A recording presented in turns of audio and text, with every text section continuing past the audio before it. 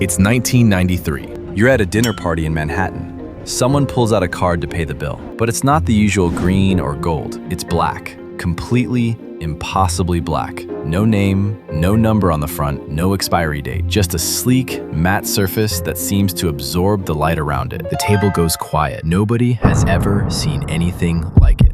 Within days, the story is everywhere. A card so exclusive that American Express doesn't advertise it. A card you can't apply for. A card that only arrives in the mail, uninvited, if Amex decides you're worthy. A card with no spending limit. A card that can allegedly book you a private jet, reserve a sold-out table at any restaurant on Earth, or purchase a Picasso on a Tuesday afternoon. The only problem? The card didn't exist. For years, the Centurion card was pure urban legend. A myth passed around at cocktail parties and corporate dinners. A rumor that spread through investment banks and celebrity entourages. People claimed to have seen it. Others claimed to know someone who had one, but nobody could prove it. And then, American Express did something extraordinary. Instead of denying the myth, they built it. In order to understand how a rumor became one of the most powerful financial products in history, we need to go back to a time when credit cards were just starting to become serious business. In the 1950s, paying for something meant cash or check. Credit was reserved for department store accounts and the occasional bank loan.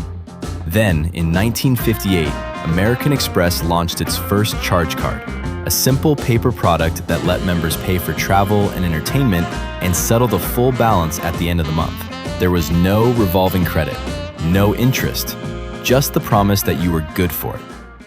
It was a quiet revolution. For the first time, a single card could replace a wallet full of cash. Merchants loved it because it guaranteed payment. Customers loved it because it was convenient. And American Express loved it because it charged both sides a fee.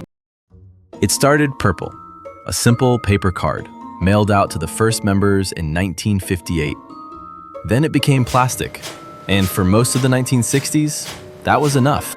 But as more banks started issuing their own credit cards, competition exploded. American Express needed a way to stand apart. Their answer was the Gold Card, launched in 1966. Higher annual fee, higher spending power, a visual signal that you belong to a different tier. It worked. Cardholders felt special. Merchants took notice. The Gold Card became a status symbol. 3 years later, they recolored the original card to green, the shade of American dollar bills. The hierarchy was now visible. Gold was above green. But gold, it turned out, had a problem.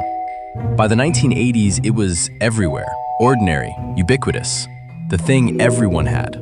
And for American Express, whose entire identity was built on exclusivity and prestige, ordinary was the beginning of the end.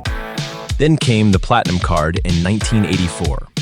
Even higher fees, airport lounges, travel credits, concierge services. The more you pay, the more you belong. The Platinum Card wasn't just a payment tool.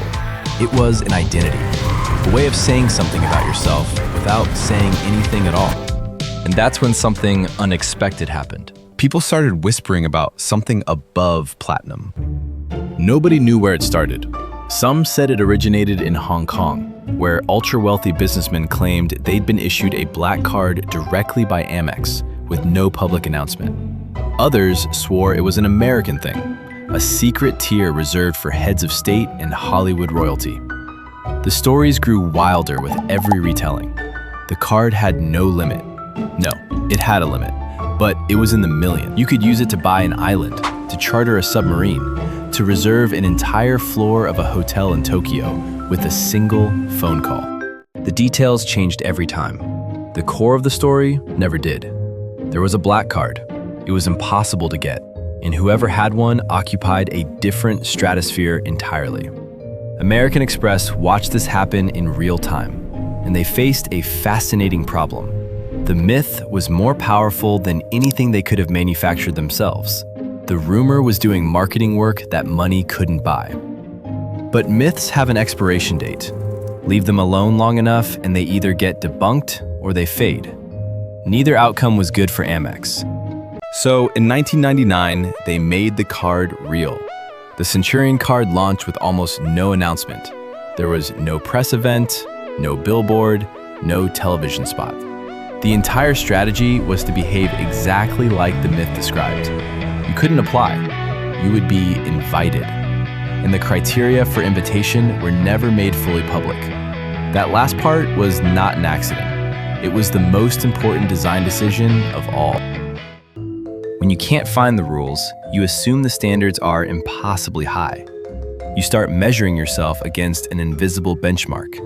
You spend more, travel more, accumulate more, hoping that somewhere inside an algorithm at American Express, a number tips over and a matte black card appears in your mailbox. The ambiguity was the engine. The physical card itself was engineered to feel different. Where most cards are standard PVC, the Centurion was made from anodized titanium. It's heavier than a normal card. When you set it down on a table, it makes a sound. A small, precise, metallic sound that a plastic card never could. That sound, as trivial as it seems, communicates everything about what the card is supposed to represent. It was designed not just to be used, but to be noticed. The fee structure was designed to filter by behavior rather than just by wealth. An initiation fee of $7,500 when the card was first introduced, followed by an annual fee of $2,500. These numbers were not chosen because they funded the concierge service. They were chosen because anyone who hesitates at those numbers is not the customer Amex is looking for. The fee is a signal in both directions. It tells the cardholder that they have arrived somewhere, and it tells Amex that the cardholder is serious.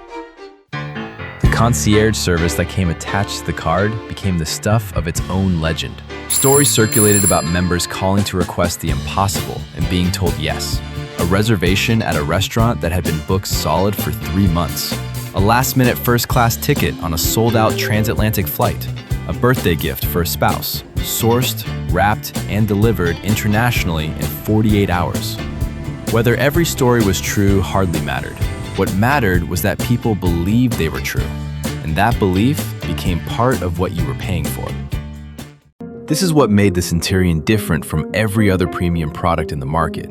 Most luxury goods sell aspiration. A watch, a handbag, a car. You see the thing, you want the thing, you acquire the thing. The transaction is visible and the logic is simple. The Centurion card sold capability. The implicit promise wasn't just status, it was power. The idea that the world worked differently for you now. That friction other people experienced simply didn't apply. That any door that was closed was now, with one phone call, open. That's a far more intoxicating proposition than a logo. Banks and competitors watched what American Express had done and spent the next decade trying to replicate it. JP Morgan launched the Palladium card in 2008, made from actual palladium and gold, targeting the ultra-high net worth segment with invitation-only access and dedicated relationship managers. Visa created the Infinite and then the Infinite Privilege tier. MasterCard had its World Elite product. Every major network tried to build their own black card mythology. None of them had the same gravity, because none of them had started as a rumor. Today, estimates suggest there are fewer than 100,000 Centurion cardholders worldwide. The exact number, like the invitation criteria, is never confirmed. And that silence is still, 25 years later, doing exactly what it was always meant to do. The card that started as a rumor is still, in many ways, running on one.